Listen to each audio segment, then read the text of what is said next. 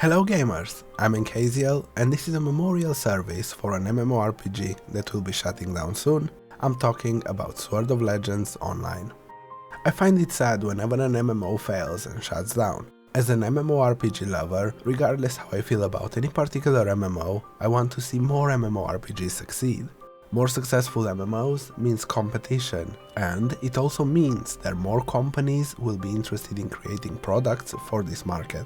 Both things that would benefit all of us as players. Of course, the failure of an MMORPG also means that something or multiple somethings in the game cause players to quit, resulting in a diminishing population and, in some cases, even the servers shutting down. In today's video, I wanted to share the news of Solo shutting down and talk a little bit about what it did great and what it failed at. But before we get into the topic, I would like to say a few words. First off, we reached 200 subscribers, and that's amazing. 200 people decided to support me in this hobby of mine. Thank you very much. It might not seem like a lot, but for me, this was a big milestone.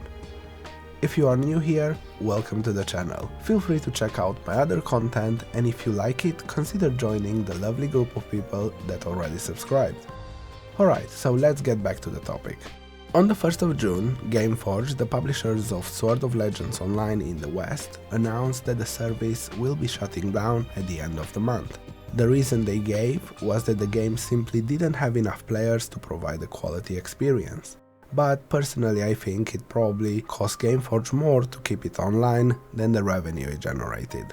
After all, there are plenty of MMOs with very few players out there.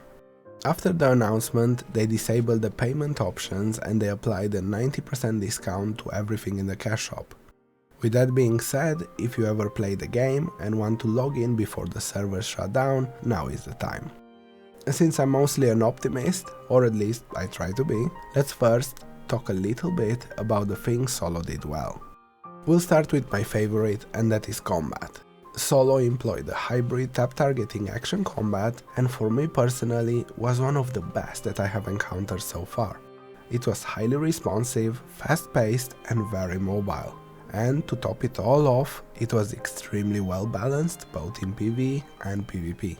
There wasn't too much customization available when it comes to builds, but for me they didn't diminish the feel of combat.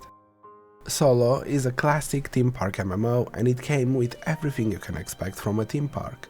It had a beautiful, but segregated into zones world with a lot of Chinese references and references to the world of Sword of Legends, which is a popular IP in China. While this might not have mattered to the Western audience, it made the developers take extra care when crafting this world.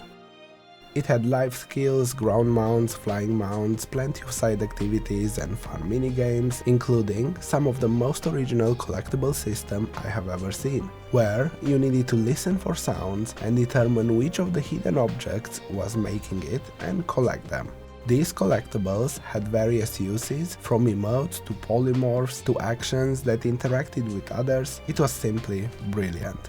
As expected, it also had dungeons and raids, and they were both really good and really bad at the same time, but more about it later.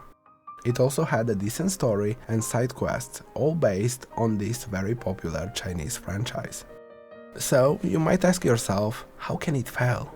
Since it's Chinese themed, maybe it wouldn't be super popular, but it should at least have a stable population, right? Well, this is where Gameforge steps in. They do not have the best reputation, and when they announced a new MMORPG, most people assumed it would be pay to win, like their other MMOs, and will also have other problems.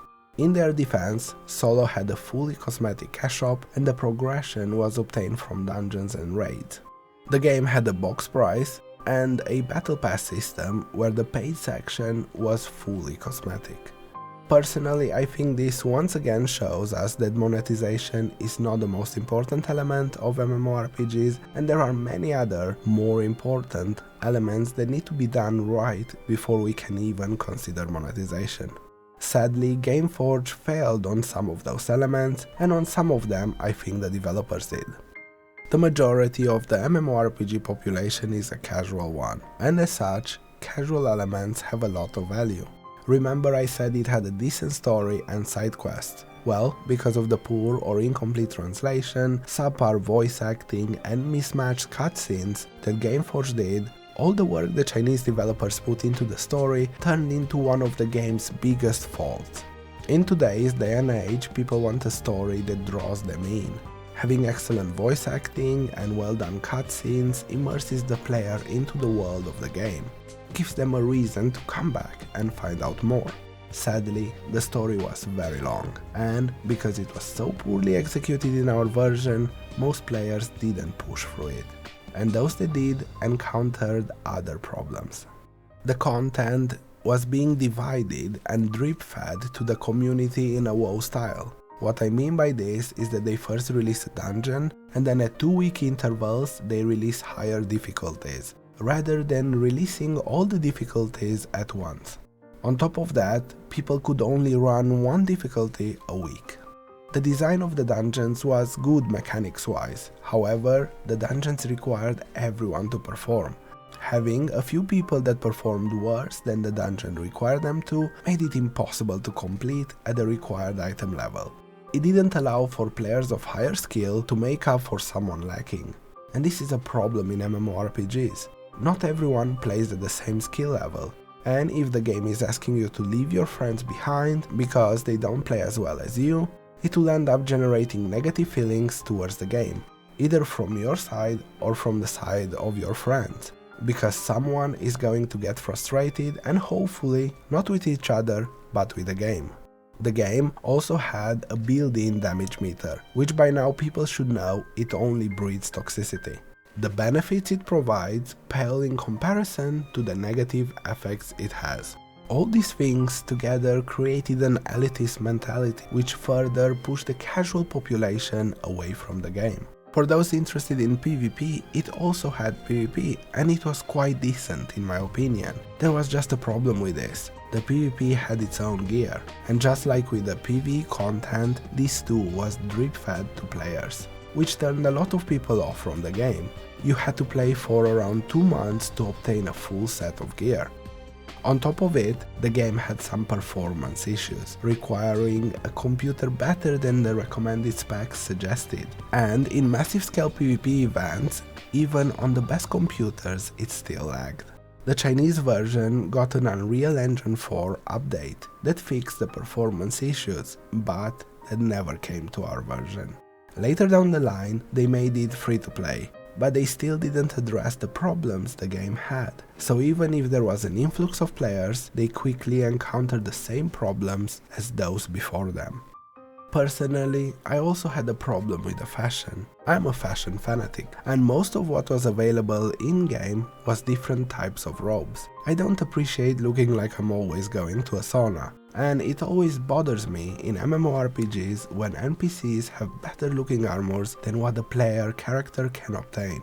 All I'm saying is that if an NPC can wear it, we as the players should also be allowed to have something similar or better. This is my take on what happened with Sword of Legends Online and its downfall, an MMORPG that had so much potential, that I personally was hoping to hear that it fixed its problems and see it have 5 to 10,000 concurrent players, maybe even go back and play it, but that didn't happen. So, rest in peace, Sword of Legends Online. May your death serve as an example to other publishers. What do you think of Solo? Will you miss it? Let me know in the comments below. Thanks for watching. If you enjoyed this video, please consider leaving a like and subscribing. See you in the next one, gamers.